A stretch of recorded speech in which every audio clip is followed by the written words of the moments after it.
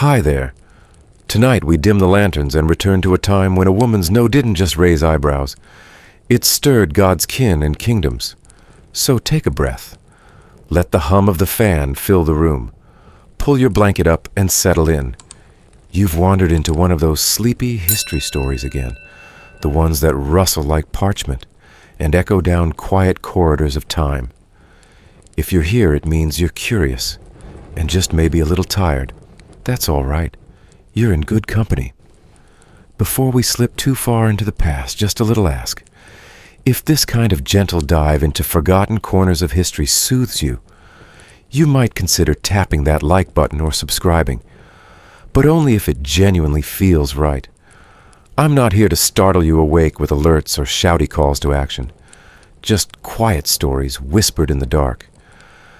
And if you're drifting off in a place far from here, maybe drop a comment with your location and local time. I love seeing where these sleepy stories land each night.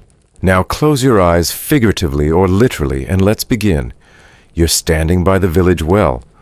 Not just any well, but the one nestled at the muddy edge of a crooked footpath, where the water's cold and deep, and the pulley creaks like a slow breath. It's early before the sun burns away the mist, and everything around you smells of wet stone and hawthorn bloom.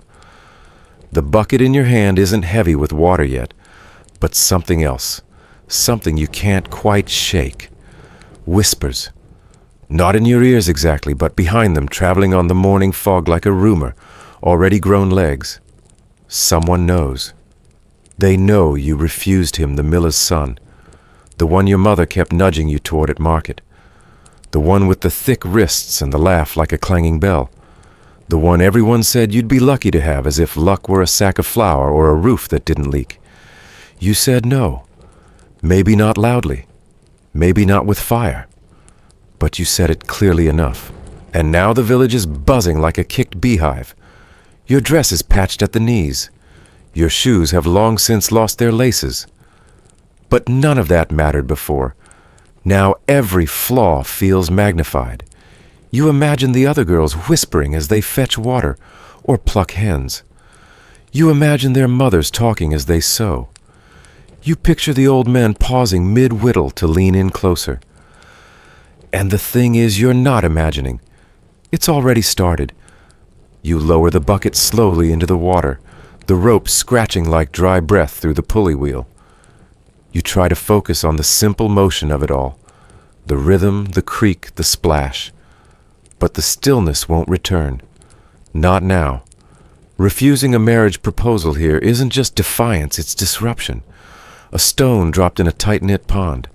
Families rely on matches to seal trade routes, settle old debts, merge barley strips and pasture rights.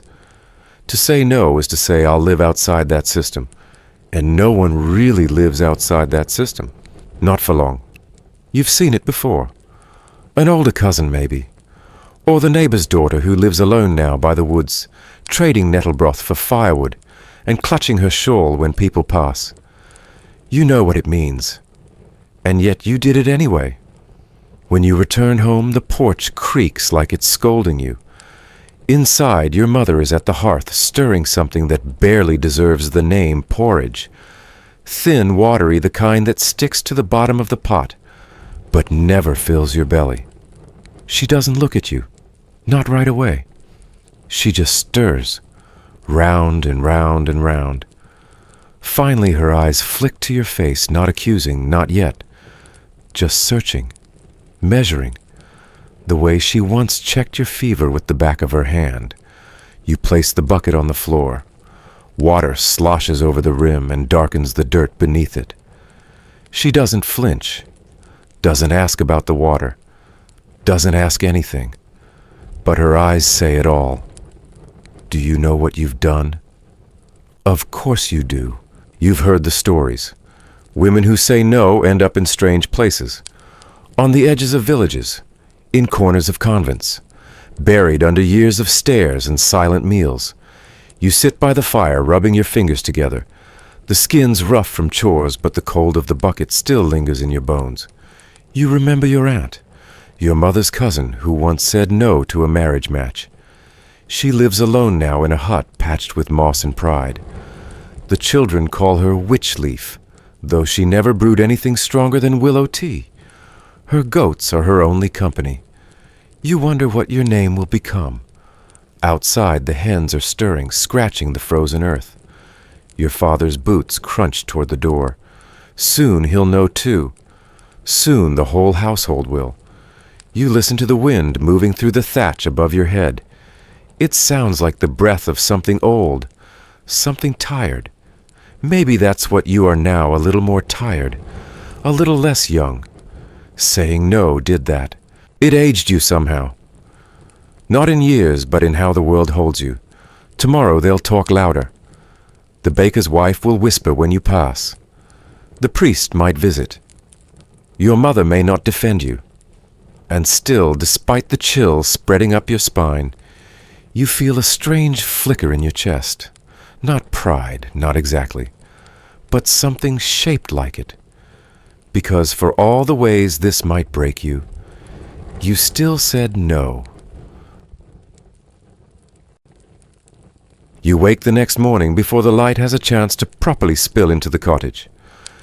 It's a gray kind of dawn damp, and without edge, as if the sun itself is too tired to rise. Your breath clouds in front of your face, even indoors.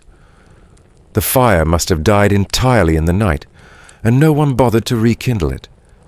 You sit up, muscles aching from sleeping curled, and the chill meets you like a second skin. Your mother is already moving. You hear the soft shuffle of her feet against the floor, the creak of the heavy pot being lifted back over the fire. She doesn't speak. But silence isn't absence here. It's a weight, a language in itself. The way she pours water without looking at you. The way she sets the spoon down, not with a clatter, but with careful deliberation. This is the kind of silence that doesn't want to argue, it wants to outlast.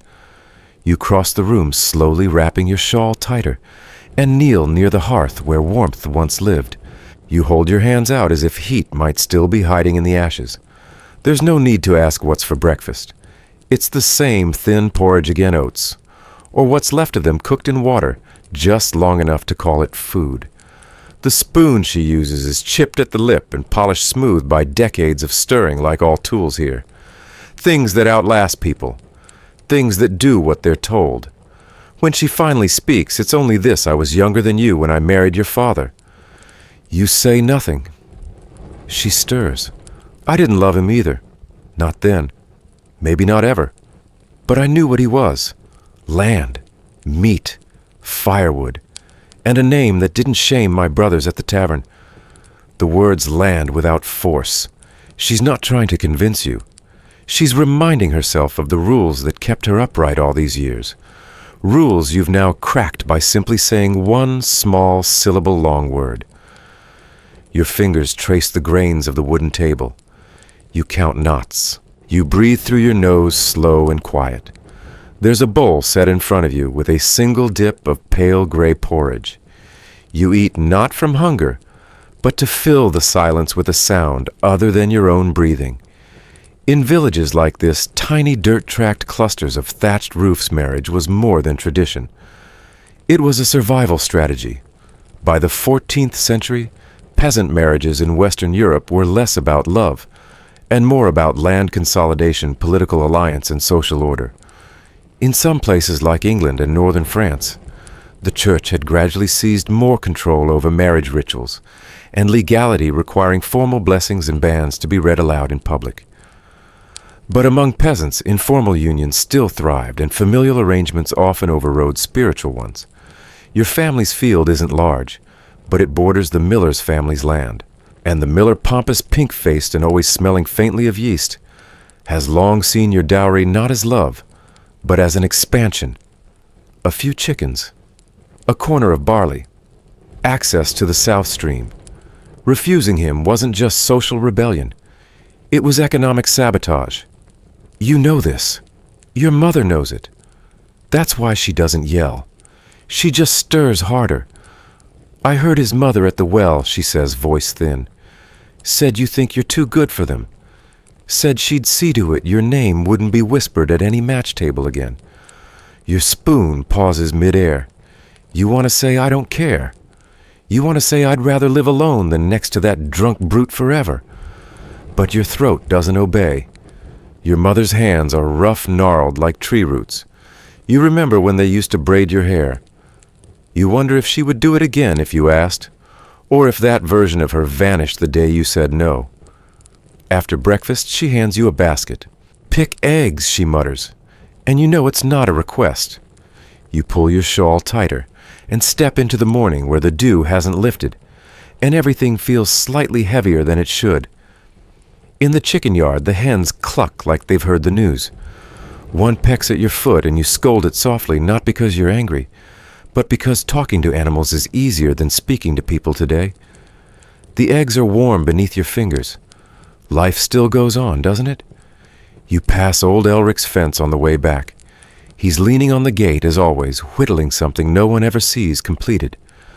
Your poor mother, he says without looking up. All that work and nothing to show. You offer no reply. Pity, he continues, you were a pretty thing.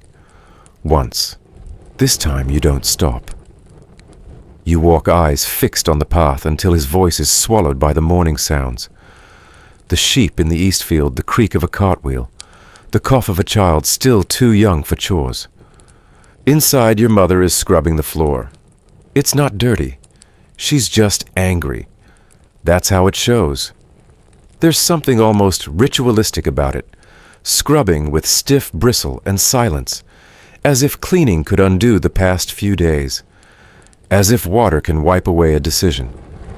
You climb to the loft where the roof dips too low for standing, and the air smells like dust and old dreams. You sit with your knees pulled to your chest and think about your options. You don't have many. If you hold your ground, you risk being branded a burden or worse, a heretic. The church doesn't take kindly to women who disturb what it calls natural order. You've heard of girls who were quietly sent to cloisters, not for their devotion, but for their disobedience.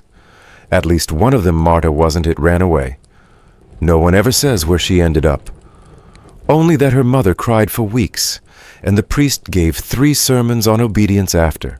Historians still argue whether this kind of pressure to marry was more religiously driven or economically enforced, especially in rural areas. Some argue that the church's increasing hold over marriage rights by the 13th century gave it more power to control women's fates, while others believe local customs continued to dominate in peasant life, long after official canon law took effect. Either way, you're trapped between both forces. The miller's son on one side, the church on the other. Both see your no as a threat, not a choice. You lie back and stare at the beams overhead. A spider moves slowly along one, dragging its web like an old truth. Maybe you're spinning your own web, or maybe you're already caught in someone else's. Later that day, your uncle comes by. He smells of smoke and barley, and something faintly sour. He doesn't sit, doesn't take off his boots. Heard you're playing clever, he says, not unkindly. Turning down a good match, eh? You say nothing. He sighs, adjusting his belt. Well, don't wait too long. Pride makes poor porridge girl. Quirky as it sounds, you remember an old village's tale about a woman named Hetta, who refused every suitor until her dying day. They say she baked bread shaped like men and bit their heads off first. Children dared each other to touch her door after dark. Whether Hetta ever really lived, no one knows. But her cottage still stands empty, ivy-choked, and forever whispered about. You wonder if that's the best you can hope for. By sundown, your father still hasn't spoken to you. He sharpens his scythe in the yard, metal scraping metal like a warning. You think of the way he used to carry you on his shoulders after harvest. The man who used to call you Little Storm Cloud when you cried. Now he just works the blade eyes forward as if you're not even there. The sun dips lower, casting long shadows on the walls. Your mother prepares supper barley bread, thin broth, some turnip. No one talks. Even the dog sleeps far from the hearth tonight as if shunned by association. You eat with small, quiet motions. Every sound feels too loud. The clink of your spoon against the bowl, the slurp of broth, the soft crack of the bread crust. Afterward, you wash the dishes in cold water that numbs your fingers. You scrub too hard like your mother did earlier, but you're not sure what you're trying to erase. That night, you lie awake long after everyone else has settled. The silence in the cottage is different now. Not peace, but pressure. As if the walls are listening. As if the air is waiting for you to apologize. But you don't. Not tonight. You close your eyes and try to remember the feeling of speaking your refusal, the way the words tasted, the pause in the room afterward, the slight lift in your chest before the weight settled. You hold on to that moment like a coal between your hands. Still warm, still yours. The priest arrives mid-morning just as you're shelling dried beans on the porch, trying to keep your hands busy and your mind quiet. You hear his cough before you see him dry, deliberate, more throat-clearing than illness.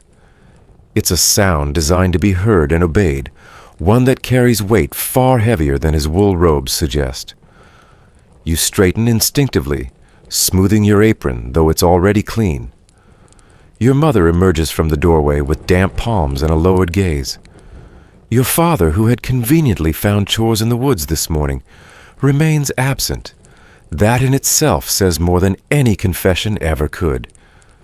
Peace be with this house, the priest intones, as he steps over the threshold. You nod. So does your mother. It's a mechanical response like breathing when smoke fills the room. He doesn't sit. Priests in this village rarely do when visiting on business. He hovers instead, glancing over the hearth, the beams, the broom in the corner, as if taking inventory not of possessions but of obedience. Then finally his eyes rest on you. Young one, he says with the forced gentleness of a man who's used to being obeyed. I hear you've made a decision. You nod once. He folds his hands. Let's not pretend this is a minor thing. When a young woman turns away from a match her family has arranged, especially one that brings the promise of provision security and the preservation of local harmony, it can ripple outward. Not just through this household, but through the village, through the very body of Christ. You stare at your hands. The priest's tone is calm, but each word lands like a small stone. Do you believe marriage is sacred, he asks. You hesitate because this is not a question you're allowed to answer truthfully. But then again, you've already said no once. What's one more trespass? I believe marriage should be a choice, you say quietly. The priest doesn't flinch, his expression trained from years of dealing with grief. Shame and rebellion doesn't waver, but something sharpens behind his eyes. He takes a breath. You must understand. God gave Eve to Adam not for her delight, but to complete his plan, to fulfill her purpose. The refusal of marriage, especially when the match is fair and blessed by your family, is not merely disobedience.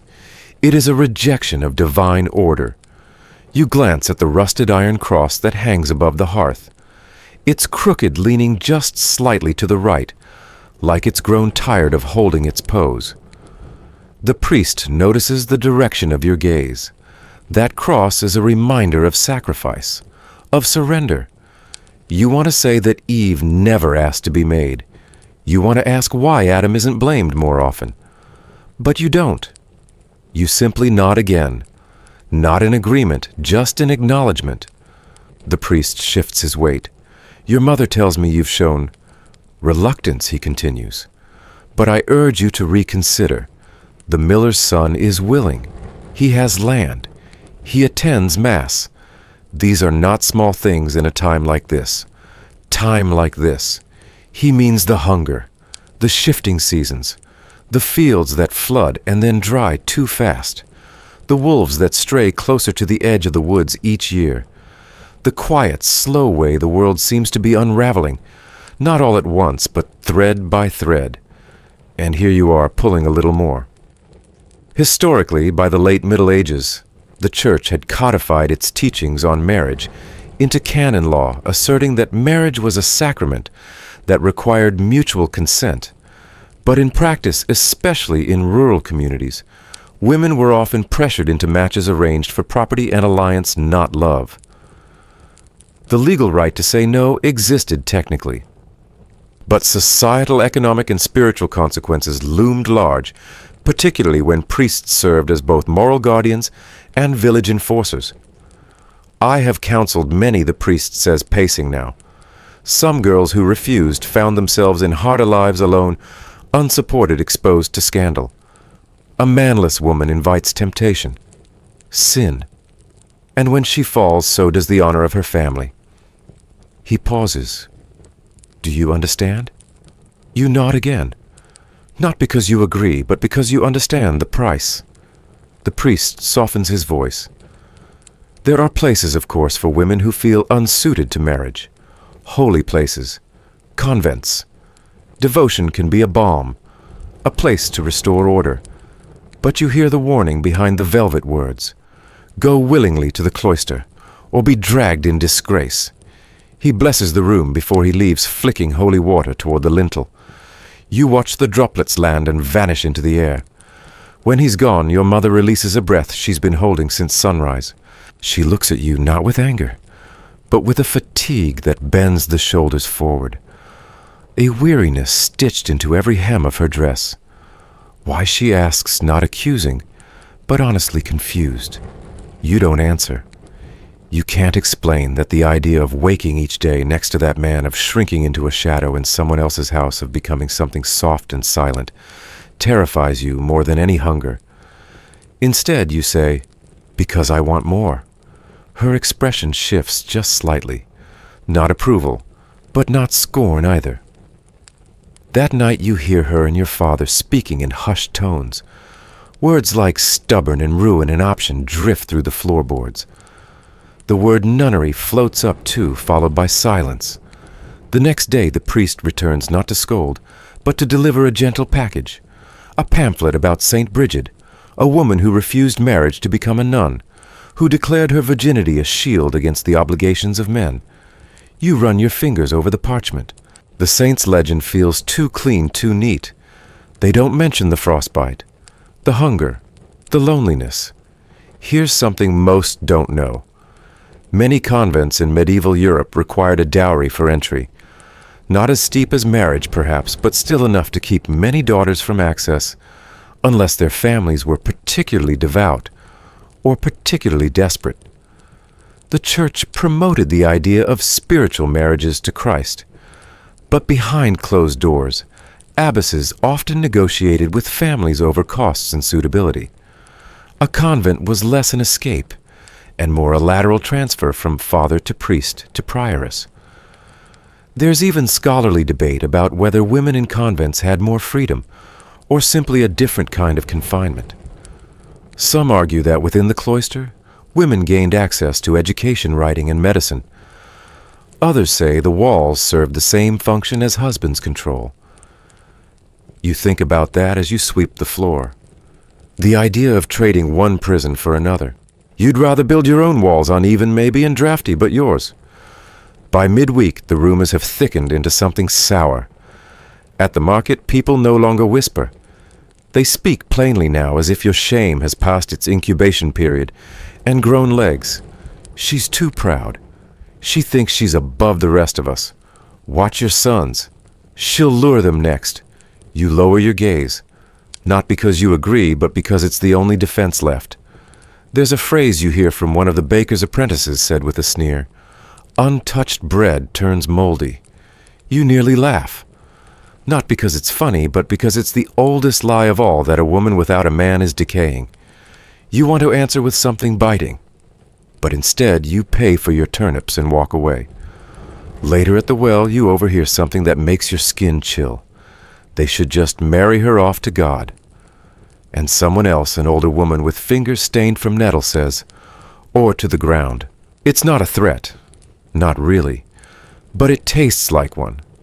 The thing about small villages is that they have long memories and short patience. And a woman who steps out of her expected role becomes a story everyone wants to rewrite. You dip your hands in the water, letting the cold numb your fingers. You stare into your reflection not to admire it, but to watch it waver. You are no longer the girl who simply said no. You are now the girl who won't say yes. And that in their eyes makes all the difference. Your father doesn't speak to you the next morning. He doesn't need to. The weight of his silence is thick enough to slice. You hear it in the rhythm of his axe outside, clean, heavy thuds that bite into the chopping block with more force than necessary. Each strike lands with an unspoken message. You've embarrassed us. You've ruined something. You're making this harder than it needs to be. You don't answer his anger. You can't. Words feel useless in a household where sound is rationed like salt. So you rinse the bowls. You sweep the dirt floor. You set the fire with trembling hands and avoid looking him in the eye when he stomps back inside boots, coated in frost jaw, clenched like he's chewing iron nails. He doesn't remove his coat, just pours water from the jug, drinks like he's punishing it, and then sets the cup down harder than necessary. The crash echoes through the beams overhead. Still you say nothing. Your mother hovers in the doorway between Room's lips pressed in a line. Her eyes flit between you and him, measuring, bracing, already calculating the damage. He finally speaks. You think you're clever, eh? The words hang there, ugly and slow. He doesn't wait for an answer. She turned him down. He mutters louder now, like he's addressing the walls. The miller's boy, with his barrels full and hands strong, said she was better. He spits the word like it tastes spoiled. I should let you eat pride for dinner. See how long you chew on that. You swallow. Not fear, not guilt, just something hard and slow and ancient. He looks at you like you've grown horns, not because he hates you, but because you remind him of something he spent his whole life burying, something once restless inside his own bones. Then he says the worst thing. Maybe the priest is right. Maybe a convent's the best you'll ever get. And with that, he grabs the axe again and leaves. Your mother doesn't speak, just returns to the hearth, begins to peel a turnip that was already half bruised. You notice her hands shake slightly. Maybe it's the cold. Maybe it's not. Later, you catch her staring at the betrothal gift, still tucked in the cupboard. A carved wooden spoon, simple but finely made, its handle shaped like a swan's neck. The miller's family offered it as a token, the first of what would be a small dowry exchange. It's still here, still whole, still waiting.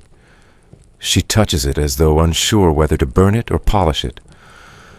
You return to the yard, needing the air, needing the sound of birds and wind, and anything not carved from family disappointment. You chop kindling poorly. Your wrists aren't built for this, but the rhythm helps. By the 14th century, the idea of obedient daughters was not just cultural, it was legal. In many regions across medieval Europe, including France, England, and parts of the Holy Roman Empire, disobedience toward a father, especially in matters of marriage, was considered a social violation. The father was often seen as the ultimate authority over his children, especially daughters, though the church insisted that marriage required the bride's free consent in practice, that consent was expected to align with paternal wishes. Refusal, even legal refusal, marked a girl as difficult, sinful, or worse. Your refusal has not just offended your suitor, it has called your father's authority into question. And in this village, a man's reputation is measured not by how many coins he has, but how well he can manage his house. You've made him look weak. The afternoon sun never quite warms the ground, but it casts sharp shadows. You see your brother, only 10, watching you from the doorway. He says nothing, but you know what he's thinking. What happens if I say no someday? You want to tell him. You want to explain. But you also don't want to lie. Instead, you return to the cottage, where the air is filled with the scent of wood smoke and slow-boiled cabbage. You kneel near the fire and tend it, watching the flames lean toward your breath like small living things. That evening, your father returns again, this time with a guest. It's the miller. You hear his voice before you see him jovial and sour all at once. He laughs like a man who knows he has the upper hand. "Ah, there she is," he says, stepping inside eyes, scanning you like you're a pig at the market. "Told your father I'd give her another chance to reconsider." You freeze. Your father claps him on the back. Your mother doesn't meet your eyes. The miller smells of malt and arrogance. His face is too red, his belt stretched tight over a belly softened by prosperity. He holds a cloth-wrapped parcel in his hand and places it on the table. Inside is a wedge of cheese, sharp and rare this time of year. "Thought your family might appreciate something proper," he says. No one thanks him. He looks at you again. "So what do you say, Missy?" You breathe in. The fire crackles. A pot hisses. "No," you say. Clearly this time. Fully. Silence. Then your father stands his chair, scraping back his face, a storm cloud of humiliation. "She's still a child," he says quickly. "Head full of fairy tales. Don't take it personally." "Oh, I don't," the miller says, smiling. "But the village will." He leaves the cheese. And then he leaves the house. The moment the door closes, your father raises his voice. Not shouting, but cutting. You think this is a story that you'll live on dreams and dignity. You'll end up a curse. A mouth we can't feed. A tale the old women tell to keep their daughters in line. He's not wrong. At least, not entirely. There are always tales, half-truths. Warnings of women who said no. Some ran off to cities. Some married beneath them. Some simply vanished, swallowed by forest or famine or shame. You don't want to become a tale. You want to become a choice that mattered. Outside, the sky is turning deep blue. Stars blink open like ancient eyes. You retreat to the shed behind the house, needing space. It's where the wool is stored, the empty baskets, the drying herbs. You sit beside the stacked firewood and press your forehead to your knees. In the corner is the spindle. You pick it up. It's smooth, familiar. Spinning isn't just work, it's prayer. Repetition that makes something from nothing. Twist, draw wind. Again and again. You spin. You breathe. You remember. There is a lesser-known but entirely factual tradition from medieval Scandinavia, where some unmarried women known as spinhusa kvinner, or spindle house women, lived communally in weaving collectives. They were not nuns, but neither were they wives. These collectives offered a space, albeit limited, and often under scrutiny, where women could live without men-earned wages and survive through skill. No such place exists in your village. But the idea wraps itself around your fingers like thread. Your mother enters quietly after a time. She doesn't speak, just picks up a small bundle of flax and sits beside you. Together you spin in silence. And for a moment that silence is not punishment, it's peace. The morning air smells different today, damp and slightly metallic like wet iron or overturned earth. It's market day. You can hear the early bustle before you even open the door. Wooden wheels clunking against stone chickens squawking in baskets, and the uneven rhythm of footsteps on mud. Normally you'd feel a flicker of anticipation. You used to like market days, the chatter, the smells, the slow rhythm of bargaining. But not today. Today your name is heavier than your basket. Your mother presses a few coins into your palm, each one warm from her hand and cold from meaning. "Buy eggs if you can find them cheap," she says. Her tone is clipped, not angry, not gentle, just functional, like you're another errand she's not sure she can trust to be done properly anymore. You sling the woven basket over your arm and step into the road. The village is small, no more than 30 households scattered along the edge of the valley, pressed between the forest and the marshes. Everyone knows everyone, and everyone has heard everything, especially when the everything involves a girl who rejected a betrothal match, the baker's wife who once gave you extra crusts when she thought your cheeks looked thin now avoids your gaze, the blacksmith's apprentice who used to throw pebbles toward your window in spring pretends not to recognize you at all. It doesn't take long. The silence gives way to the whispers, and the whispers to the not-so-quiet chuckles. You pass the root stall where 3 women are hunched over a basket of turnips. One of them pauses mid-pick and says, "Just loud enough." "She's the one, isn't she?" The second woman, not bothering to lower her voice, replies, "The one who thinks she's too good for the miller's boy." The third laughs low and sharp. Then comes the child. A girl no older than 6, clutching her mother's skirt, turns and points. "That's the one without a husband," she says, with the delighted cruelty that only very small children can get away with. Laughter ripples soft but real. You feel it like rain against a cold collar. You look down. Your boots are already muddy. The hem of your dress is frayed. You don't feel like a threat to social order. You feel like a cracked teacup being blamed for a flood. It's not the words that hurt, not really. It's the reversal, the sudden transformation from familiar face to cautionary tale. These are the people who used to greet you at the well, who asked after your mother's cough, or your brother's lost goat. Now they greet your back, or worse, your shadow. Historically unmarried women in medieval European villages were often seen with a mixture of suspicion and pity. Without a husband, a woman lacked legal protection, economic stability, and perhaps most damning in the eyes of the church, a defined purpose. She became a loose thread in the tightly woven fabric of communal life. Some were tolerated if they had wealth or skills. Others became targets of gossip of judgment, and sometimes of ritual humiliation.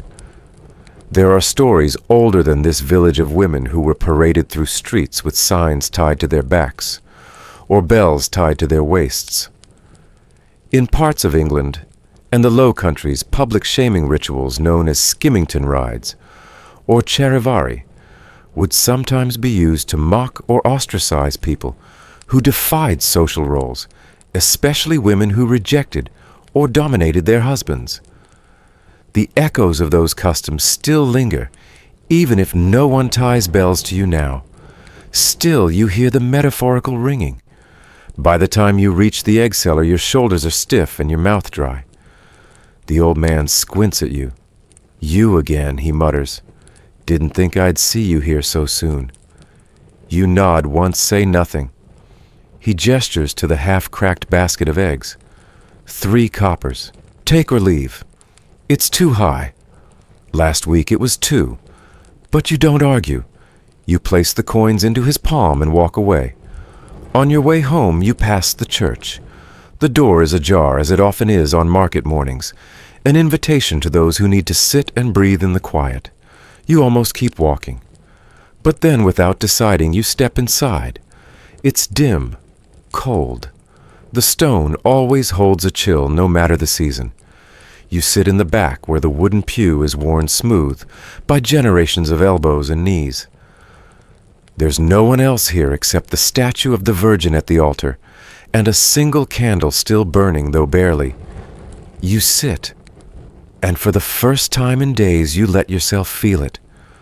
Not the shame or the defiance, but the in-between, the ache of being unsure, the weight of being watched but unseen, the impossible contradiction of wanting both silence and someone to hear you. The candle flickers. You remember a story the priest once told about St. Margaret of Antioch, how she refused to marry a pagan prefect and was swallowed by a dragon, only to burst free unharmed. He spoke of it like a miracle. You thought it sounded terrifying. What they don't say is what happened to her after the dragon, after the miracle, after the refusal. Did she find peace, or just a quieter kind of loneliness? Historians still argue whether these saintly tales were meant to empower or control. On the surface, they celebrated female virtue and resistance, but they also reinforced the idea that a woman's worth lay in her suffering, that to say no meant martyrdom or death, or sainthood if you were lucky. If not, it meant obscurity. You leave the church and return home slowly. The road feels longer, the air sharper. At home, your mother doesn't ask how it went. She doesn't need to.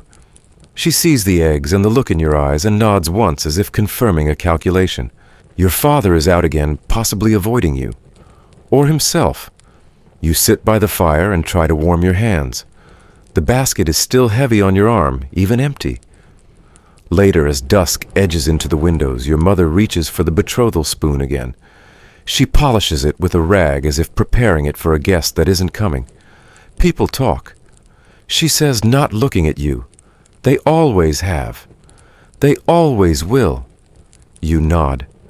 I said no once too, she adds almost too quietly to hear. You look at her startled. She shrugs eyes on the spoon. I was 16. He was older, richer, mean. I said no. My mother cried for 3 nights. My father broke a bowl. What happened, you ask? She finally meets your eyes. Your father came next. He wasn't perfect. Still isn't. But he wasn't cruel. And by then, I was tired of fighting. She sets the spoon down.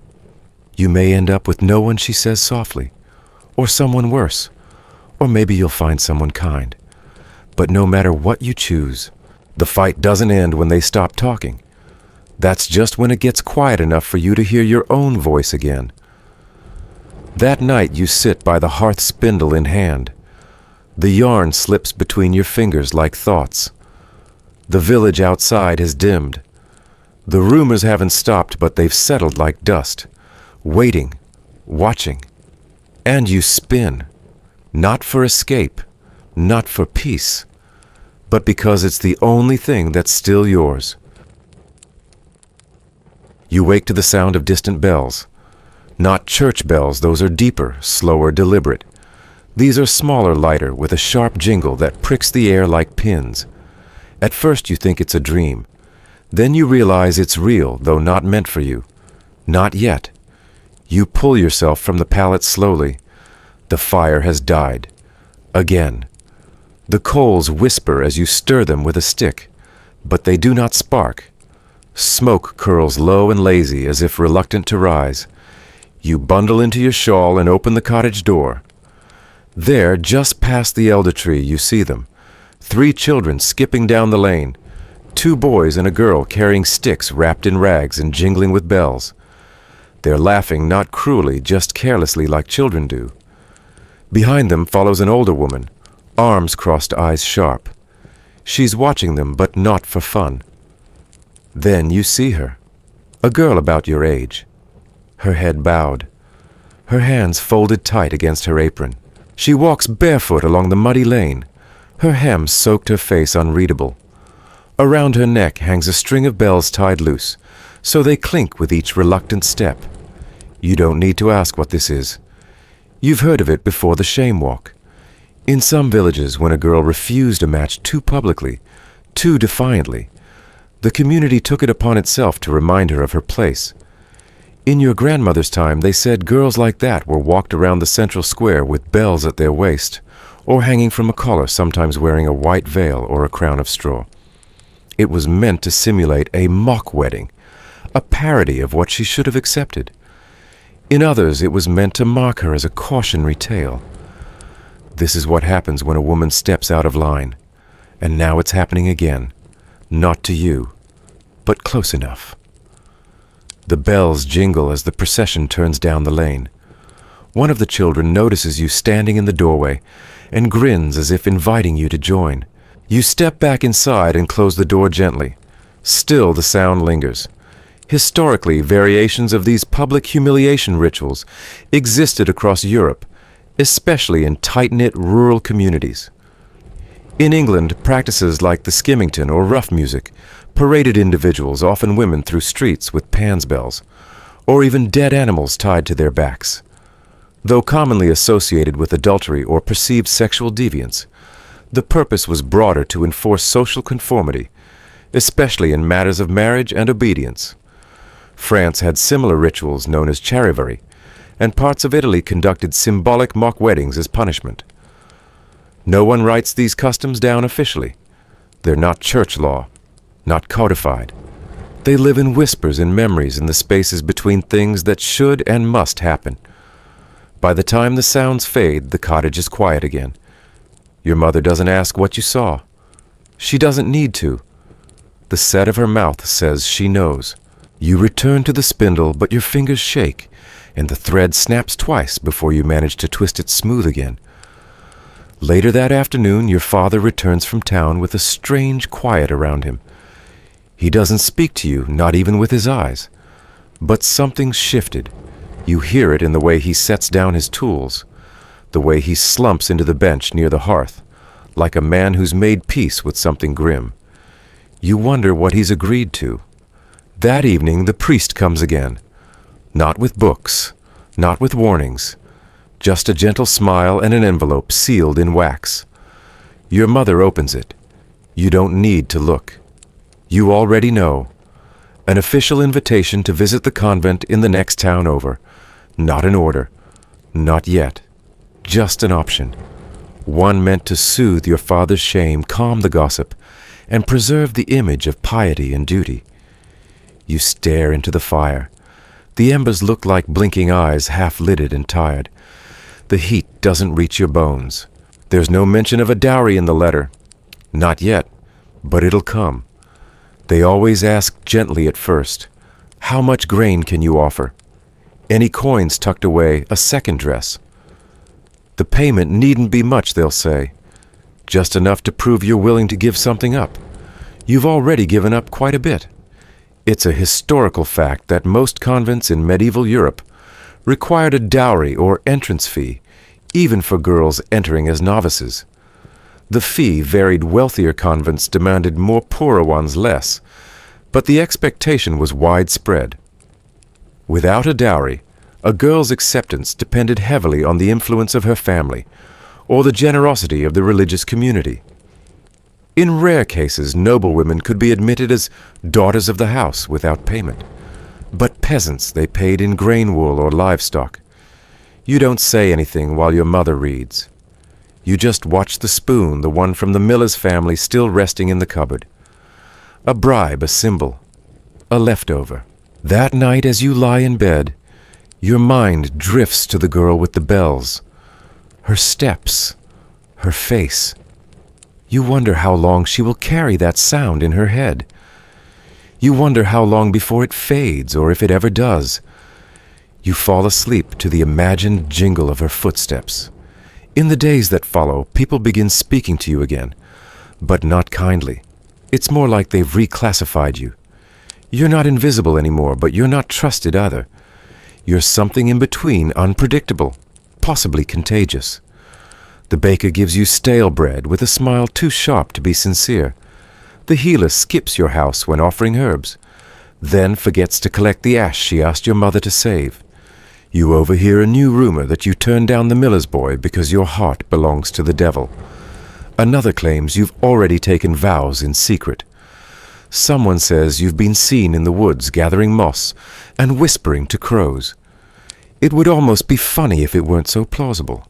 There's a long and well-documented history of women who refused marriage being labeled with suspicion, especially as witchcraft hysteria grew in late medieval Europe. Women who lived alone, who practiced herbal medicine, or who simply didn't conform, were often accused of malice or magic. The line between difficult and dangerous was thin, and women like you walked it blindfolded. You start to feel it, that creeping sense of otherness. You catch children glancing at you twice.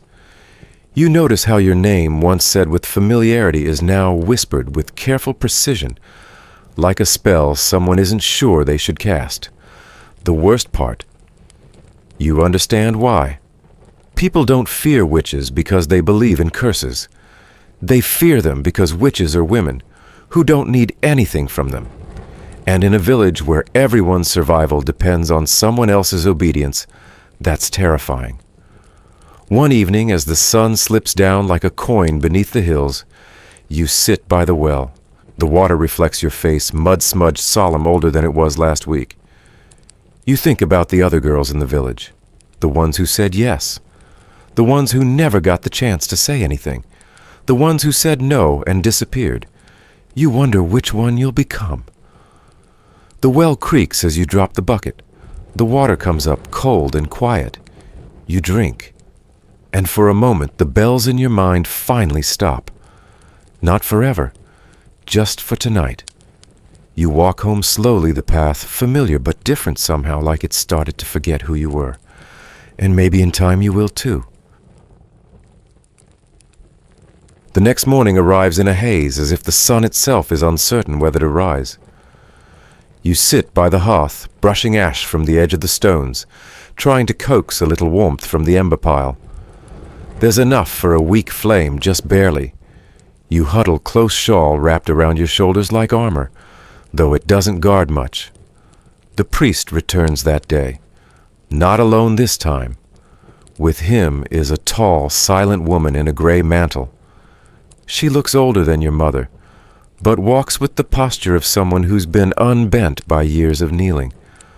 Her face is stern, unreadable, framed by the faint wisp of silver at her temples.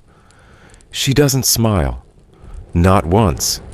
This is Sister Aldreda, the priest says gently. She's the porteress at the convent in Westbrook. She's here to observe. Observe what you're not told. Perhaps your manners, your hands, your posture. Whether you'd fit among nuns who wake before the birds and sew hymns into cloth. Perhaps she's here to measure whether you're already broken enough to fit. She walks through your house like an assessor, touching nothing but seeing everything. The threadbare linens, the cracked window, the unfinished spindle on the table. You feel exposed in a way you've never known, even with the villagers' whispers still ringing in your ears. She finally turns to you. You can sew, she asks. You nod. You keep the rule, you hesitate. You don't know which rule she means. The church has many. She nods as if the silence itself is an answer. Later she sits at the hearth with your mother, while the priest speaks quietly with your father outside. You hear murmurs, words like donation and commitment and obedience. You press your ear to the doorframe breath, held not because you're eavesdropping, but because you're listening for your future. When the priest departs, he leaves behind a thin packet of instructions. Sister Aldreda leaves too, but not before offering one last look, neither kind nor cruel, just hollow, like a well that once held water. Your father doesn't say anything that night, but your mother does. It's not punishment, she says, as she stitches a loose hem needle flashing in firelight. It's sanctuary, a place for women like you. Like you. What does that even mean now? You go to bed with the idea of the convent wrapped around you like a second blanket, heavy and lined with thorns. It's not marriage, but it's not freedom either. It's a door that only opens one way. Historically, convents in the 14th and 15th centuries served as religious sanctuaries, but also functioned as repositories for women society didn't know what else to do with. Daughters who lacked dowries, widows without families, or girls who caused scandal could be placed in religious life, with or without true calling. While many convents offered real spiritual refuge and education, others were overcrowded and poorly funded, with nuns forced to survive on thin gruel, threadbare habits, and the mercy of local bishops. In some rare cases, noble women used convents to gain influence or maintain independence, but poor village girls. They became needlefingers and choir voices, obedient and mostly silent. You picture it waking before dawn, kneeling on cold stone, chanting Latin, until your voice blends into the walls. Trading your name for sister, and your voice for prayers you didn't choose. Still, you understand why your parents consider it mercy. A place to sleep, to eat, to survive without shame. In a world where every woman must belong to someone, husband, father, or Christ, the convent is the softest cage. There's still scholarly debate about the degree of autonomy available to women in religious life. Some historians argue that convents were the only institutions in the medieval world where women could read, write, govern, and control property. Others claim this applied only to elite nuns in wealthy abbeys, while most lived restricted, invisible lives bound by silence and obedience. You don't know which version will await you, All you know is that no one is asking whether you want to go. That night you take the spindle in your lap again. The yarn is uneven, thick in places, thin in others, but it's yours. You twist slowly, steadily, letting the rhythm fill the quiet. Outside, the air is sharp. Wood smoke clings to the rafters. You think of the girl with the bells again, and the older woman who braided straw into mock wedding crowns, and Marta who ran from the convent, whose story was erased, except for the whisper that she went wrong. You wonder how many women are walking the same edge you are between obedience and exile, survival, and silence. In the morning, your mother lays out your best dress. It's not new, but she's patched it well. She braids your hair for the first time in months. Her fingers are gentler than they were when you were a child. Her silence less accusing now, maybe even tender. She places the carved spoon on the table, the one the miller's family gave. It's still polished, still waiting. "I'll return this today," she says. You nod. Neither of you reaches for it. Instead, you step outside, drawn by the smell of pine smoke and the sound of bells, real ones this time, from the chapel. The winter sun has finally broken through the clouds, painting the road in long, pale gold. You sit beneath the elder tree and pull the spindle from your apron. Twist, pull, wind. The motion soothes. The thread grows slowly, coil by coil. Your brother comes by, silent as always. He watches you spin. "Are you going?" he asks. You pause. "I don't know," you say. And for now, that's the truest answer you can give. The next morning is heavy with silence. Not the kind of silence that comes when the birds are slow to sing, but the kind that settles between people, thick, deliberate, and brittle. You're at the hearth again, not for warmth. There's no fire this time, just a pile of cold ash and a few stubborn cinders that refuse to glow. You sit with the spindle in your lap, the wool knotting at your fingertips. Your fingers work slowly, but your mind turns faster than the spinning thread. Across the room, your mother is at the loom. Her back is straight, shoulders stiff, and every movement of the shuttle sounds louder than it should. Clack, pull, tap, clack. A rhythm as relentless as breath, but with none of its softness. She doesn't look at you, not once, but the way her hands move tells you enough. Each pass of the shuttle is another measure of time you've wasted by resisting the path they laid out for you. You can almost hear the thoughts behind her silence. Girls who delay bring disgrace. Girls who say no make hunger. Girls who wait too long become no one's daughter and no one's wife. The spindle slips.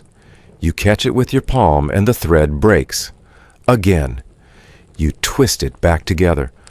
Across medieval Europe, women's value in peasant households was often measured by their usefulness, and usefulness was tied to obedience, particularly in marriage and reproduction. A daughter who delayed her marriage not only postponed alliances and economic arrangements, but also introduced uncertainty into a household, already teetering on the edge of survival. In subsistence, economy's survival was collective. Individual resistance threatened the web. Your mother pulls tighter on the warped threads. One snaps, but she doesn't stop. Her hands work with the precision of someone who's had no time for questions since she was your age. You wonder when she stopped being a daughter and became a woman whose fingers bled yarn. Outside, the sun is dull. The sky hangs low and gray like damp wool stretched too thin. There's a knock at the door. Just one. Your mother doesn't move. Neither do you. The knock comes again. This time you rise and answer it. It's not the priest, not your father, not even the tanner's boy. It's your aunt, the one who left when you were small, the one no one talks about except in whispers. Her dress is neat, but worn her eyes sharper than you remember. "I heard," she says simply. "May I come in?" You step aside. She sits near the hearth on the stool your father made. Her gaze flicks around the room, taking in the quiet, as though she's measuring it. "I suppose they're offering the convent," she says. You nod. She leans forward. And do you want it? That question, simple, small, is the first time anyone's asked what you want. You feel it hit you like cold water down your spine. I don't know, you whisper. She nods slowly. Then she tells you a story. Not one you've heard before. Not the kind you whisper around firelight about women who married well or died trying. But one about a girl who once said no. Not once, but 3 times. She refused a farmer, then a trader, then a man who owned horses. Her father stopped speaking to her. Her mother wept every morning. And then one spring the girl vanished. She walked to the river with a bundle of wool, your aunt says, and started again. She became a spinner. In a nearby town, took in mending traded thread for food. It was hard and sometimes cold, but it was hers. Hard things can still be true things, she says. You ask if the girl was her. She doesn't answer, just smiles. And then she places a bundle in your lap. Wool, soft, clean, and dyed faintly with the color of beets or berries. Sometimes she says you weave your own vow. She leaves before your mother finishes her pattern. The door clicks shut behind her. You sit there for a long time, the new wool heavy in your lap. You imagine what it would take to leave. Not just courage, but coin, thread, bread, somewhere to go that doesn't know your name. Not exile, but a different kind of belonging. There's growing historical evidence that some women in the later Middle Ages began to form informal collectives, spinster groups, beguinages and cottage networks, especially in Northern Europe. While not legally protected or uniformly supported, these circles allowed women to survive by pooling labor, living modestly, and sometimes teaching younger girls crafts or song. They weren't exactly safe, but they weren't cloisters either. Historians still debate whether these spaces were acts of proto-feminism or just desperate pragmatism. You hold the spindle a little tighter. You don't know yet if you'll go. But the possibility feels real in a way it didn't yesterday. That evening, your mother speaks finally. I was married the week I turned 16, she says. Didn't know his voice until after the wedding. You say nothing. She keeps her eyes on the loom. But she adds, your uncle wanted the convent for me. Said I'd make a good nun. Too quiet, he said. Too clever. And then after a long pause, I think I would have liked the silence. The clack of her shuttle falters, then resumes. You rise quietly, step outside, and breathe in the night. The village smells of soil sheep and the faint sweetness of damp hay. You take the new wool to the well and dip it gently in the bucket, washing away the last of the beet stain. The water turns pink for a moment, then clear. You squeeze it dry and hang it on the branch of the elder tree. In the darkness it flutters. You stand there until your fingers go numb, thinking about convent bells and your aunt's smile and your mother's almost confession. The wind picks up, and somewhere far away a bell rings. But this one isn't for shame. It's for Vespers. It's for anyone listening. Far from the mossy stones and smoky hearths of your village, we shift now to another world, Japan, in the 17th century.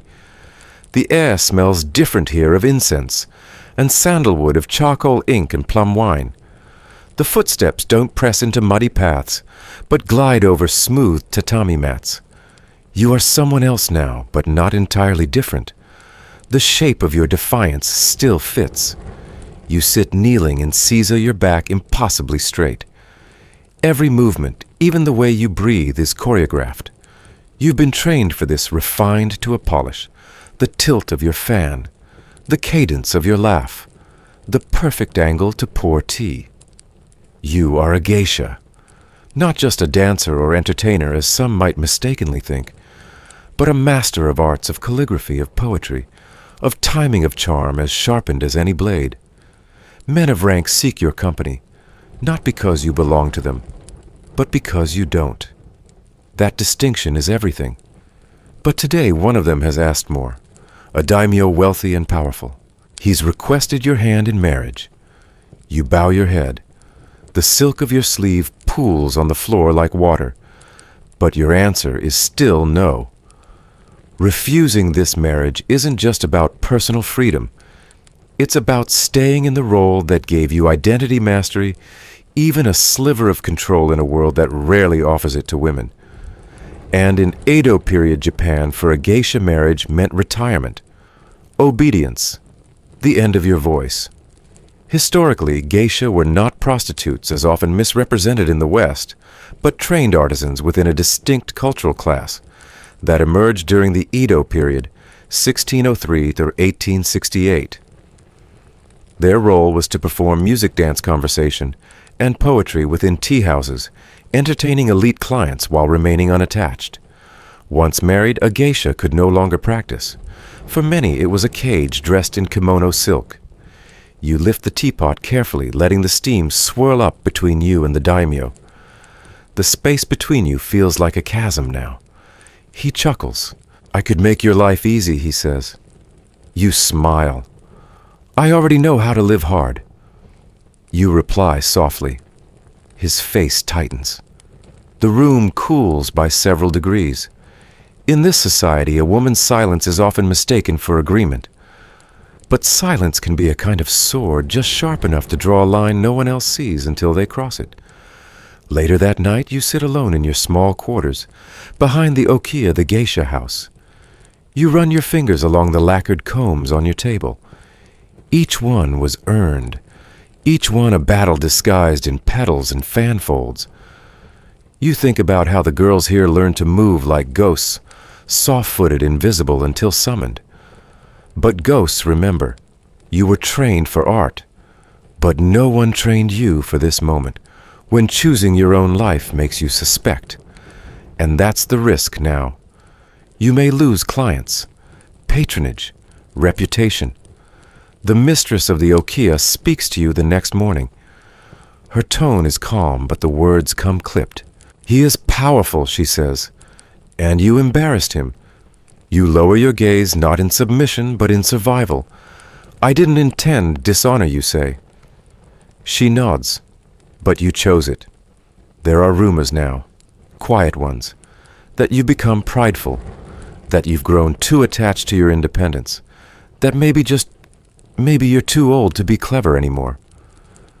There's an obscure record from 1684 of a geisha in Kyoto who rejected a high-ranking client and was subsequently barred from public performance. It was not an official law, but the unspoken rules of society often hit harder than any decree. She disappeared from the registry. Some say she became a servant in a lesser house. Others say she returned to her village. Most say nothing. Historians still argue whether women like her were punished for insubordination or simply erased for making the wrong man feel small. You remain for now. You still perform, still laugh. But something has shifted. The other geisha are kind but distant. The younger girls watch you with curiosity and caution. You catch one mimicking your fan gesture when she thinks you're not looking. It should feel flattering, but today it just feels heavy.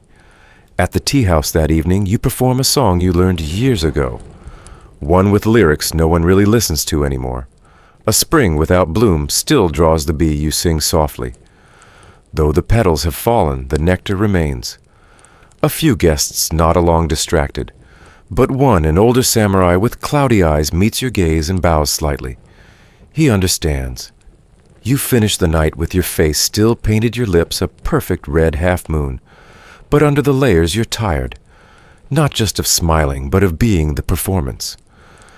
Later alone, you remove your kanzashi hairpins, each one clicking like a tiny chime.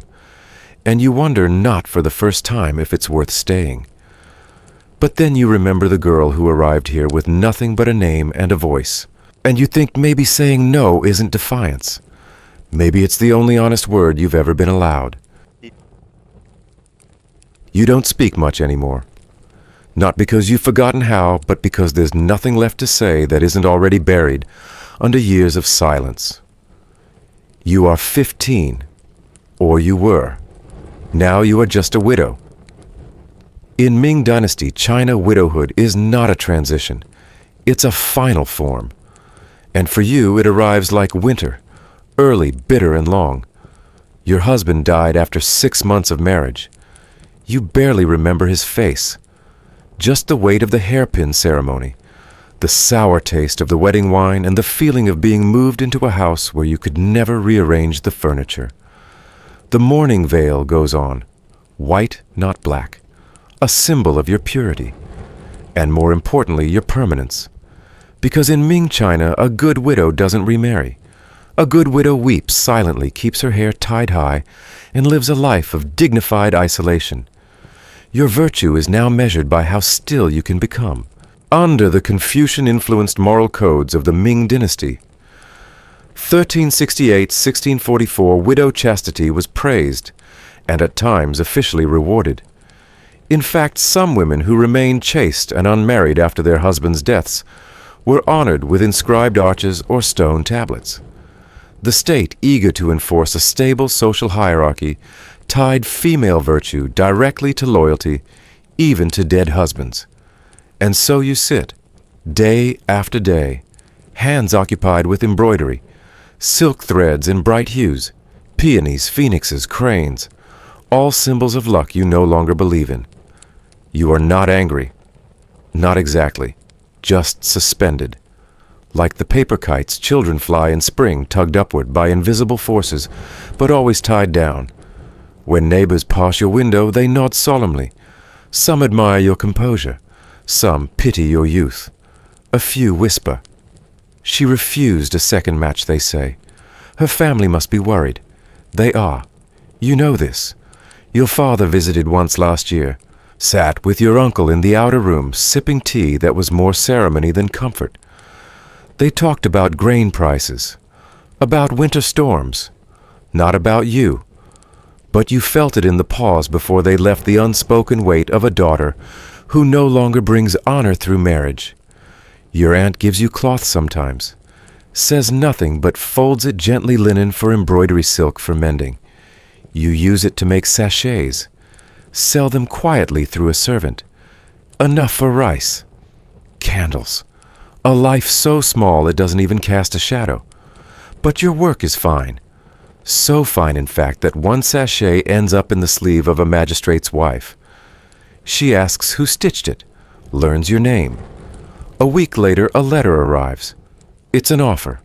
Modest. From a scholar whose wife passed years ago. No dowry required, just your consent. You fold the paper 3 times and burn it in the courtyard brazier. You don't even wait for it to finish curling into ash before turning back to your needle. There are historical accounts from the Ming period of widows refusing remarriage despite family pressure. One notable case is that of Zhao Shi, who refused to remarry and supported herself by selling embroidered slippers. Her quiet defiance gained local admiration and bureaucratic discomfort. Eventually, she was posthumously honored for her loyalty. But you are not looking for honor, just space. Sometimes you stitch birds into your work. Not phoenixes, those are for myths. You prefer sparrows, small, ordinary, survivors. The girl next door visits you one day. Barely 12, still full of chatter and red-cheeked questions. "Why don't you marry again?" she asks without malice. You smile. "I already did," you reply. "Once was enough." She nods, not quite understanding, and goes back to watching ants scurry across the courtyard. Historians still argue whether such widows were celebrated or trapped if honor was freely chosen, or merely the only path left unpunished. You wonder that too. A few years later, another match is suggested, this time by your cousin's wife during New Year's supper. She speaks kindly as if offering a remedy. "He's quiet," she says, "and respectful. You could still have a child." The word lands with a thud. You excuse yourself, return home, and pick up your hoop. The needle slides through silk like a thought too familiar to explain. You stitch a border of chrysanthemum, symbols of endurance. Then you stitch silence. At 55, your hands are still steady, your eyes a little weaker, but your work is still praised. A merchant from Suzhou buys one of your tapestries. It hangs in his study. He never knows your name. You are not bitter, but neither are you grateful. You are just there. You think sometimes of the wedding veil stored in a box beneath your bed, the white cloth now yellowed with age. You don't open it, but you don't throw it away either, because it's not just a symbol. It's proof that you survived, not with grandeur, not with rebellion, but with quiet, exquisite refusal. And in a world where obedience is embroidered into every thread of life, that too is an art. The night in Baghdad hangs thick with rosewater and warm dust. Lanterns sway gently in the breeze, casting dappled amber light on the stone walkways. Somewhere beyond the palace walls, a lute hums through the jasmine-scented air, and women in soft slippers pass like whispers behind silk screens. It's the 9th century, the golden age of the Abbasid Caliphate, and you are a woman living in the shadow and the brilliance of empire. But unlike the world you left behind in Europe, or the silence of widowhood in Ming China here, words are currency, and you know how to spend them. You aren't a wife or a concubine or even a servant. Not exactly. You're a Qian, a court poet educated in the arts, music, and language, trained to recite the Quran, to critique a poem's meter, to identify birdsong by ear. They brought you to the palace young because your voice curled like smoke, and your mind held things like honey holds sunlight. You were told that if you mastered the right verses, you could survive anything. And so you did. The library of Beit al-Hikmah, the House of Wisdom, is not open to you, but you hear its echoes in the halls, in the mouths of the men who debate Greek philosophy and astronomy between mouthfuls of honeyed figs. You serve tea during their gatherings. You memorize the cadence of their arguments. You learn more than you're meant to. When the emir's steward approaches you one evening, you already know what he's going to say. He has asked for you, the man says, his voice oiled and formal, for more than recitation. The implication sits between you like a coiled serpent. You bow. I am honored. But that night when your steward falls asleep, you write a poem. Its lines are gentle but unyielding. Its final couplet refuses. Poetry in the Abbasid court was not just art, it was survival. Many Qian were enslaved or indentured, but educated to high levels, and sometimes allowed significant cultural influence. Some even published anthologies under pseudonyms. The most famous women poets of the era, like Rabi'a al-Adawiya and Walada bint al-Mustakfi, navigated courts and religious circles alike, using metaphor and double meanings to speak of desire, defiance, and devotion. Your verses travel faster than you do. By dawn, they've been heard by someone's cousin, recited over breakfast by a merchant's daughter, and repeated in the shadows of the harem. They are beautiful and dangerous. The steward returns this time less polite. You embarrass him, he says. You smile, eyes lowered. The poem wasn't about him, but it was. You spend the afternoon weaving jasmine into a basket and wonder what kind of punishment awaits a woman who says no in rhyme. That night you're not invited to the poetry salon. You listen from the hall cheek, pressed to the mosaic wall as another girl performs your lines and takes credit. She stumbles on the third stanza. You wince. But it's not about recognition. Not anymore. It's about protection. Because in this place you cannot openly refuse a man like the emir. But you can write verses that suggest your soul belongs to the stars, that your heart is tethered to some long-lost lover buried in the Tigris's bend, that your dreams leave no room for mortal touch. Historians still argue whether such poetry was truly defiance or a sanctioned illusion, words aloud, only because they were dressed in allegory. You think about that as you ink another stanza. I am the cup, you write, but I choose what overflows. You're not the only one. Another poet, older, sharper, slips you a folded page one morning. She's watched you for weeks, measuring your steps, your silences. Inside is a verse. Your ink stains the veil but leaves it whole. You stare at it for a long time. Then you burn it, not because it's dangerous, but because it's understood. The world of the harem is not always what outsiders imagine. It is not just velvet and constraint. It is also full of memory and strategy, of coded glances, shared verse, and alliances wrapped in laughter. One of the older matrons tells stories of a girl who once refused the caliph himself. She lived barely, was married off to a lesser noble, and vanished from court.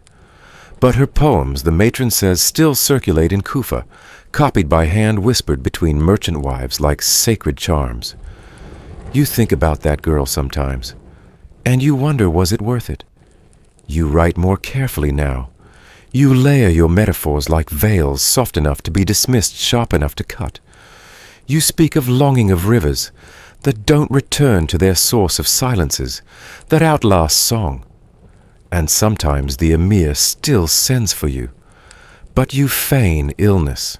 You wrap your feet in rose-soaked cloth and say your voice is weak. He tires of waiting. One day he takes another poet into favor, younger, quieter. You breathe. It's not victory, but it's not surrender either. A quirky footnote from Abbasid Baghdad tells of a woman poet who was banished from court not for her refusals, but because a rival accused her of writing love poems to another woman. The court couldn't decide whether to punish her or merely hide her. She was relocated, not executed. Her name, if it was real, disappeared. You think about her sometimes, too, and you keep writing. You learn to bind your manuscripts in dark cloth. You learn to share verses only with those who know how to listen. You train younger girls not just in rhythm, but in safety, because poetry isn't just beauty here, it's armor. And your refusal wrapped in rhyme is your strongest shield. The wind bites sharper here, though there is no snow. Just sand-wide yellow plains of it, stretching toward a horizon that always seems to pull itself further away. You are not in Baghdad now, not in Europe, not tucked behind stone cottages or silk screens. Here in the arid highlands of North Africa, your breath fogs the early morning as you tug your hood tighter around your face. The wool is scratchy dyed with pomegranate peel, woven by your own hands or your sister's. It's hard to remember. You share everything. You are Berber. And unlike the women of many lands you've heard about trapped in veils of marriage, bound to dowries and priests and whispering ants, you were never forced to say yes. Not here. At least not always. Your people live on the move. Your house is not made of stone or plaster, but of goat hair and rhythm. When the wind changes or water grows scarce, you take it down, pack it onto a donkey, and move. The land doesn't keep you, and you don't cling to it either. That's the deal. Movement is your language. Independence, your legacy. But that doesn't mean life here is soft. You've refused 2 suitors already. One from a neighboring clan who smelled of sheep dung and sour dates, and the other a strong hunter, whose smile reached his eyes but whose fists didn't always stop at laughter. You said no, and in your tribe that still counts, most of the time. But now they're asking again. A new man. This one has camels. A dozen, maybe more. And your father is listening because camels mean fat. Fat means cheese. Cheese means no hunger next winter. You haven't said yes. You haven't said no. So you rise before the sun and step outside the tent, where the stars hang like silver beads on indigo cloth. You gather firewood, boil mint leaves, and let your thoughts wander across the hills. Among Berber communities, especially in Kabylie and the Atlas Mountains, oral traditions and some anthropological accounts confirm that women often had significant freedom in choosing their spouses and could even reject matches arranged by their families. Berber women participated in trade-weaving decision-making and even warfare. Some were known to inherit property or manage livestock independently. This wasn't universal, but compared to many feudal systems, it offered a different kind of autonomy. But it came at a price. You aren't just free to say no. You're also expected to carry the weight of that freedom. That means spinning thread until your fingers blister. It means weaving entire tent panels with nothing but palm sticks and memory. It means riding alongside the men during migrations, scouting for water, defending the herd against jackals. There are no velvet cushions for the unmarried, no half measures. Your mother tells you this not with scorn, but with a quiet nod as she hands you a spindle. Don't be fooled, she says. Freedom is just another kind of labor. You nod, tucking that truth away like a flintstone in your pouch. A woman in your village, Lala Zeneb, is proof of that. She never married. Chose instead to become a healer, learning herbs and prayer songs from her grandmother. Now she treats everything from camel colic to childbirth fevers. Men lower their eyes when they speak to her. Children leave almonds outside her tent, but she lives alone. Always. You asked her once while pounding henna for a wedding if she regrets never marrying. She looked at you sideways, a smile tucked in the corner of her wrinkled mouth. Some days, yes, she said. Most days, I don't have time to regret. Historians still argue whether Berber female autonomy was a result of necessity because every pair of hands was needed, or whether it stemmed from older matrilineal traditions that survived even after Islamic influence took root in the Maghreb. You think about this as you thread your loom. A marriage means less labor, some say. Someone to gather firewood to barter in the market to carry heavy skins of milk. But it also means surrendering your choices. Sleeping beside a man whose temper might rise like desert wind. Cooking every meal with no thanks. Bearing children in a tent that always leaks when the rains come. So you keep weaving. One panel, then two. A blanket with geometric patterns passed down from women who never wrote a word, but recorded their defiance in stitches. Your grandmother taught you the meaning behind the zigzag border protection, the chevron rose fertility, the center diamond freedom. You don't skip it. You make it bold. A traveler passes through Abbasid merchant from further south. He speaks of a caravan robbed by raiders of a drought, turning the wadis to dust. He also speaks of women Berber, and otherwise taken from their homes, forced into marriage or worse. He doesn't mean to scare you, but you are listening. Because sometimes refusing marriage doesn't end in solitude. Sometimes it ends in exile. You've heard the stories. A girl from the Tafalalt who turned down 3 suitors and was sent to live with a cousin far away under the excuse of helping with trade. She never returned. Some say she married. Others say she joined a Sufi order, shaved her head and took to silence. You don't know what's worse, being forgotten or being remembered incorrectly. You keep working. Your fingers ache, your knees stiffen, but the wool softens under your hands. The dye takes. The pattern holds. You are building something more permanent than a tent. One day, your mother asks if you want to leave, not to marry, just to see the mountains beyond the ones you know. Maybe visit her sister near Titsi Uzu. You nod, and a few weeks later, you're riding a mule beside her hair-braided Heartlight. In your aunt's village, you see other women. Berber Arabs, some with tattoos along their chins, others with silver rings up their arms. One, they say, is divorced and runs her own grain stall. Another is a widow with 3 goats, and no interest in marrying again. No one mocks them, at least not loudly. You listen. You ask questions. You barter for cumin and figs. You return home with new patterns to weave and a new story to tell. You're still unmarried, but you're not adrift. The latest suitor, the one with the camels, marries someone else. You watch them from a distance at the next wedding. She looks content, and he doesn't look your way. Good. Because you've built something that no dowry could buy.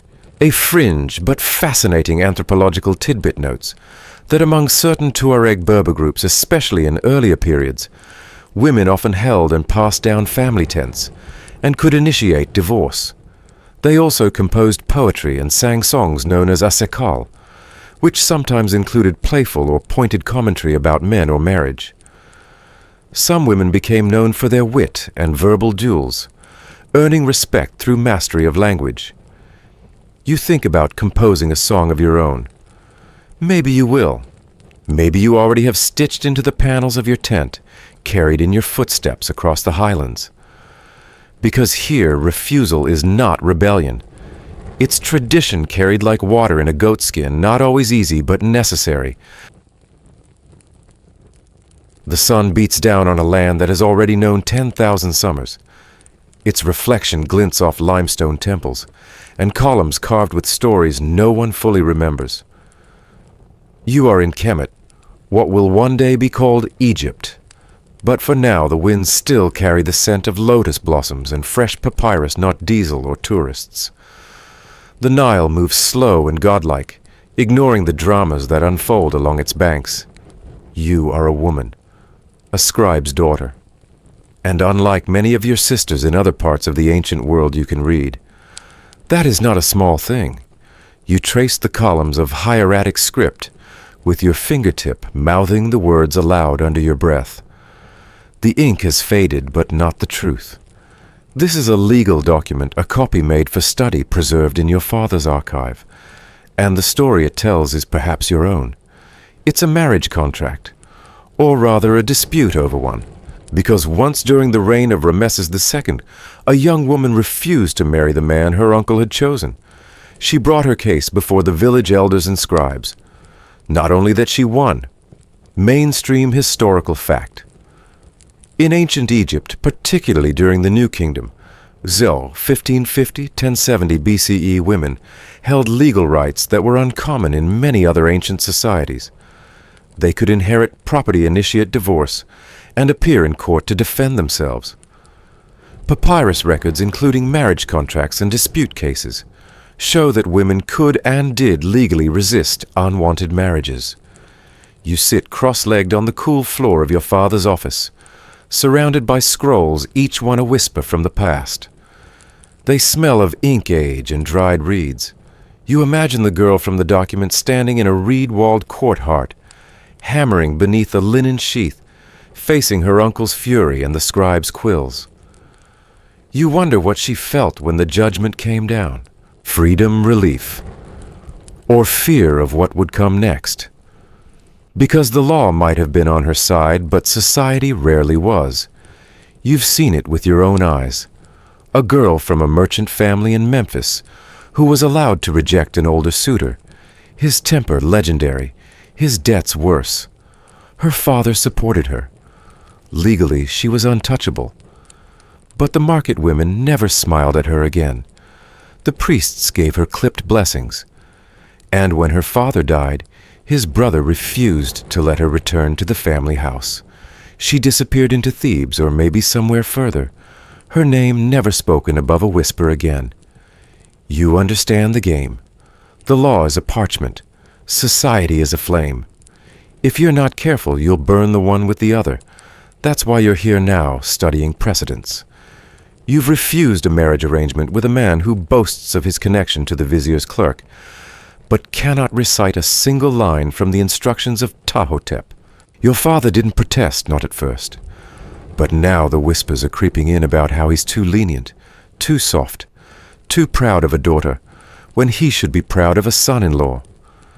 Aunties you've never met are sending letters. One suggests the temple.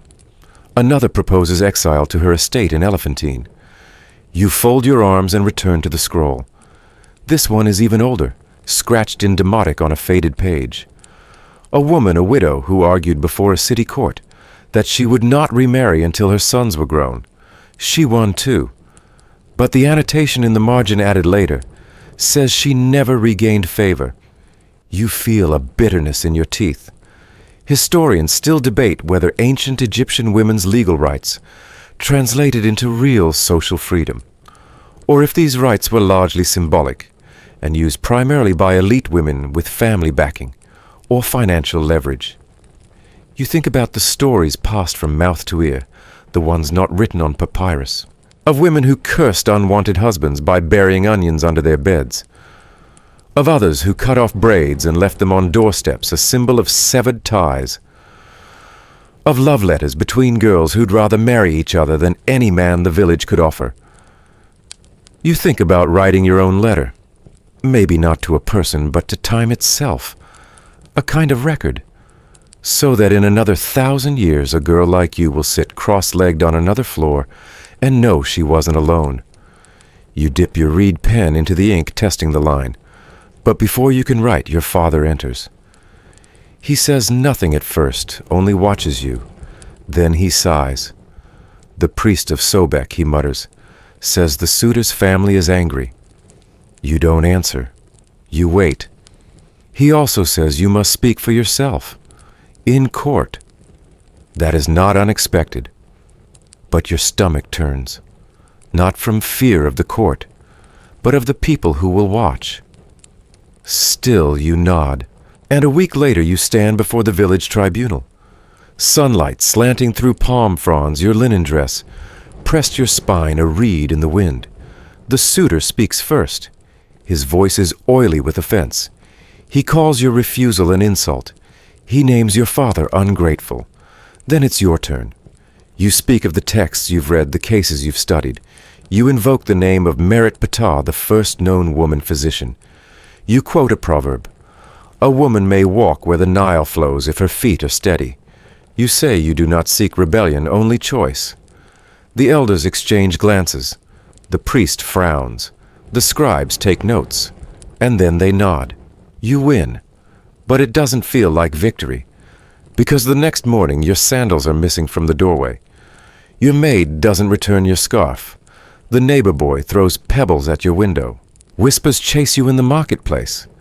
Too clever for her own good. Can't even catch a husband. What's a girl with papyrus when she has no ring? You wonder quietly whether it would have been easier to say yes. But you know better.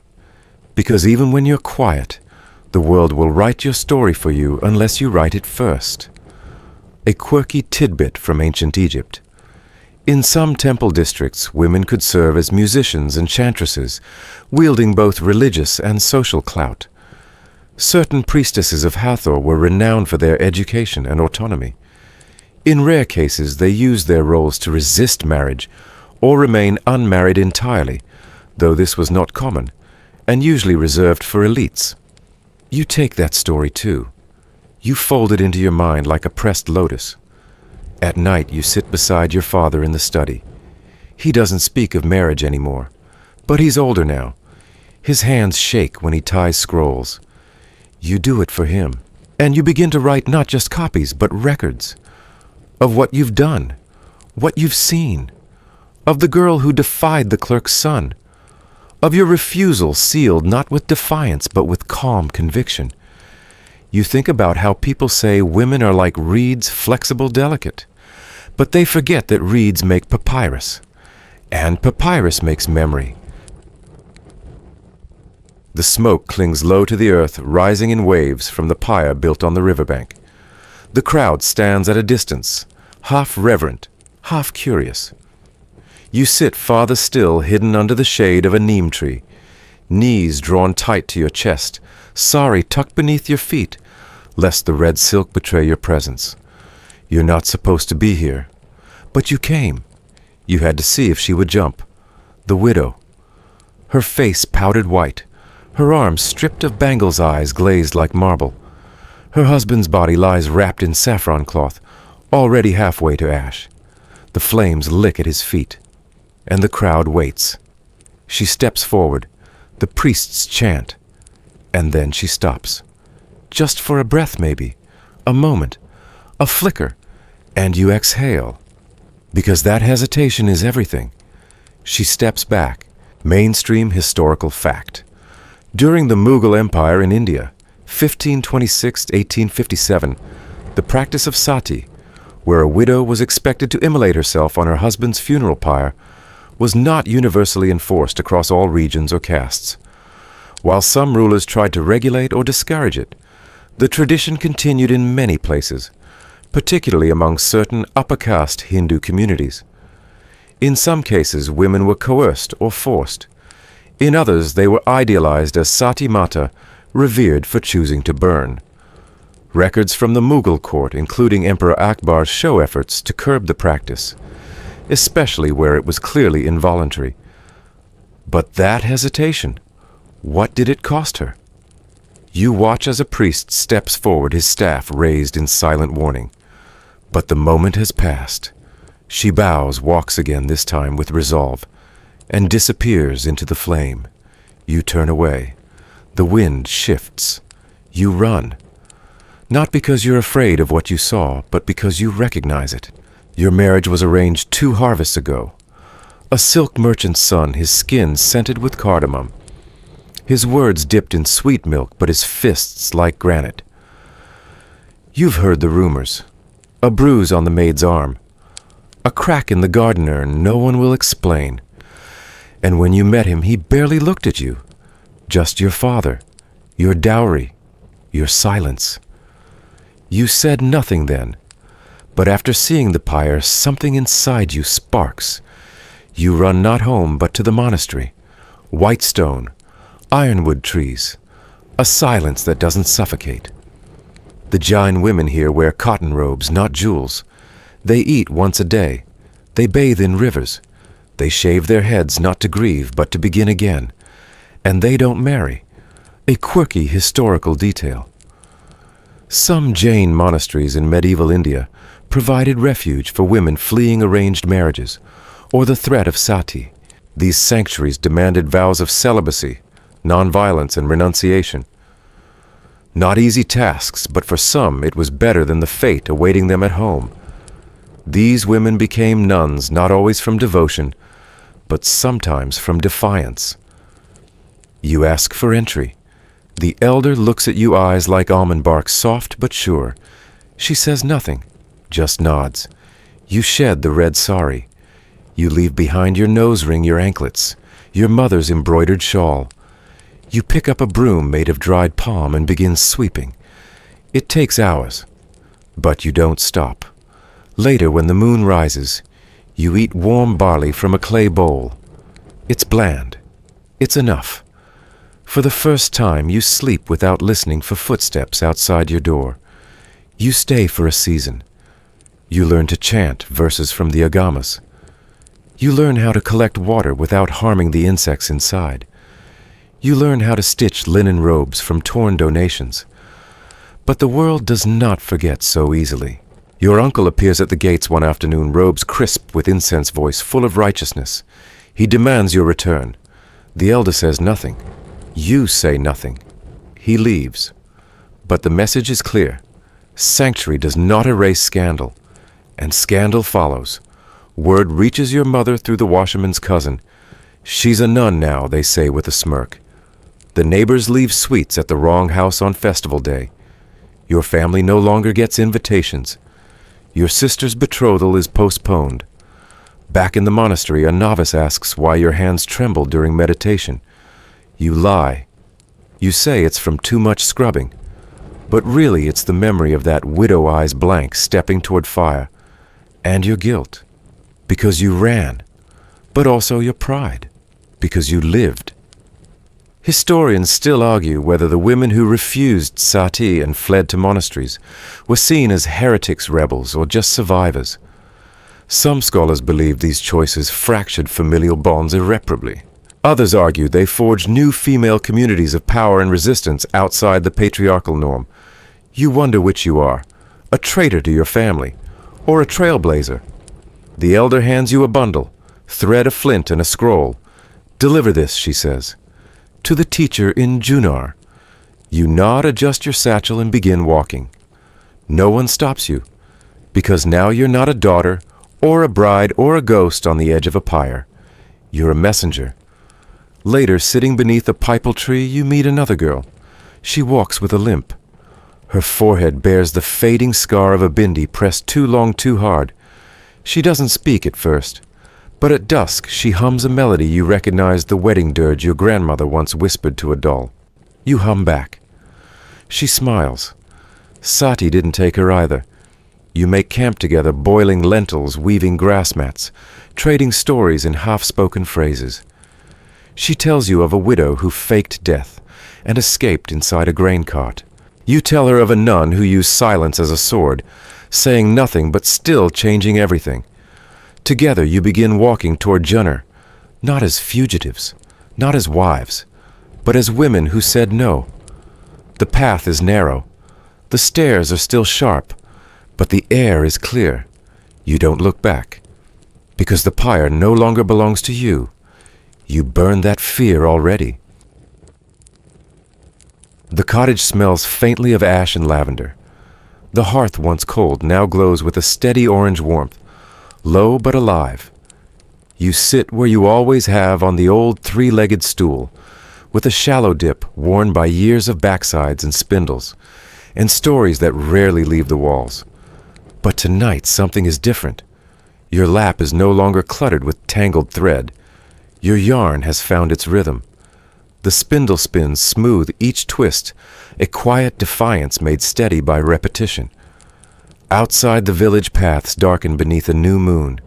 Somewhere down the lane a dog yawns. A cart creaks. A child hums a lullaby to herself. Life continues. And you're still unmarried, still here, still not sorry. You remember the geisha from Edo Japan, how she bowed with grace but never bent. She refused not just a husband, but a future already scripted in someone else's ink. And the widow in Ming China needle, and thread her only companions, who stitched her grief into lace and silence. The poet in Abbasid Baghdad, cloaked in metaphor and sharpened syllables. Her verses were more than words, they were armor. You think of the Berber women who rode alone through desert winds, bows slung across their backs, and the Egyptian scribes who took their rejections to court with ink-stained fingers. And you remember the woman in red from India, the one who stepped back from the fire. Her life was never meant to matter, but you carry her with you now in your breath, in the thread wound gently around your wrist. You are not alone.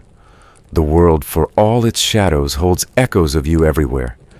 And slowly the village begins to shift. Not all at once, not with parades or proclamations, but in the quiet things.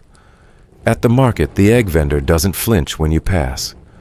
The child who once pointed, now only stares. Your mother by the loom lets the shuttle rest for a beat longer, between each throw. It's not forgiveness, but it is space. And space is the beginning of survival. You step outside. The air is cold-edged with pine and the promise of frost. You wrap your shawl tighter, not out of fear, but to feel your own warmth. The barley strip behind the cottage remains untouched. The Tanner's family still hasn't claimed it. Your dowry lies in a wooden box unopened under your father's bed, and the church bell hasn't rung your name in weeks. Perhaps they've moved on, or perhaps they've simply tired of waiting. Either way, you remain, still spinning, still refusing, still becoming. You pass the well, the same one where it all began. The stone rim is damp with dew, the rope stiff with cold. You run your fingers along its edge and remember the whispers. She said no. She thinks she's better. She'll come crawling back. But you never did. And tonight they are silent. You reach into your satchel and pull out a length of red-dyed yarn. You tie it to the well's handle, not as a banner, not as a warning, but as a marker. A small, quiet truth someone stood here and didn't bend. Not to the priest, not to the family, not to the shame. A bird flits across the dark sky. Somewhere a shutter closes. The world settles deeper into night. You return to the cottage. The spindle waits. As you sit, you feel the thread glide smoother than it ever has before. You've spun stories into wool grief, into rhythm, and refusal into legacy. Historians still argue whether spinsters in medieval Europe were rebels or simply overlooked. Some say they lived tragic marginal lives. Others believe they carved out quiet freedoms in corners no one else wanted. What's certain is that they endured. And in enduring, they left traces. The fire pops. A coal shifts. Your mother sighs, but this time it's not heavy. And you smile. You think of Joan's cousin, the one with the stubborn chin and the secret nod. Of Marjorie's ale brewed just a bit too strong. poured just a bit too often, of Maud, the old spinster by the woods who lights her rushlights late and says nothing but always leaves a fresh loaf on your window ledge after market days. They've made a space, not a convent, not a cloister, not exile, but a thread between women unspoken, unbraided strong. They meet sometimes after dusk, swapping wool advice and stories no man's ever asked for. You're not sure if you belong yet, but they don't seem to mind. One of them left a note last week folded between linen in your basket. If you're ever ready, there's a place at the fire. You haven't answered. But tonight, as the spindle turns and the hearth hums, you feel your answer forming. And not just for them, for every girl pressed to a chapel wall with hands that don't ask. For every woman who waited for choice and was told it never comes. For every whispered no drowned out by wedding bells. You are not waiting anymore. The door creaks as the wind nudges it open, but you don't rise. You're not afraid of visitors. Not tonight. The thread tightens in your fingers, firm and sure. You no longer spin just for warmth. You spin for memory. You spin for those who couldn't. You spin for yourself. Because a woman who says no in a world built on yes is not weak. She is a beginning. And as you tie off the last skein, you look up. The fire is steady. The night is long. But your story finally is yours. The fire crackles low now, not in protest, but in peace. Its glow no longer flickers anxiously in the hearth. It simply is soft and constant, like the breath of someone who has stopped worrying about being understood. The spindle rests beside you, still warm from your hands. Your lap is free, not because there is nothing left to spin, but because for now there is nothing more you must prove. The thread you've woven, thread of defiance, patience, hunger, and grace, doesn't need a label. You didn't make a banner. You made a life, one loop at a time. Outside the village sleeps. The judgment quieter now. The priest's voice still present but far. The expectations still heavy but yours to set down. You think of all the women who walked these roads before you, barefoot, burdened, burning with quiet questions. And you think of the ones to come who might find a smoother path, because yours left tracks. In the hush of this final hour, you close your eyes and hold nothing but warmth. Not everyone will understand the courage it takes to stay unmarried, to refuse not love but expectation, not connection but control. But you do, and you always will. So let the village dream. Let the past rest. You've woven your piece of history, not in books perhaps, but in breath thread and nightfall. And now you sleep, softly, safely, with your story intact. Good night, brave heart. Good night, red thread. Good night.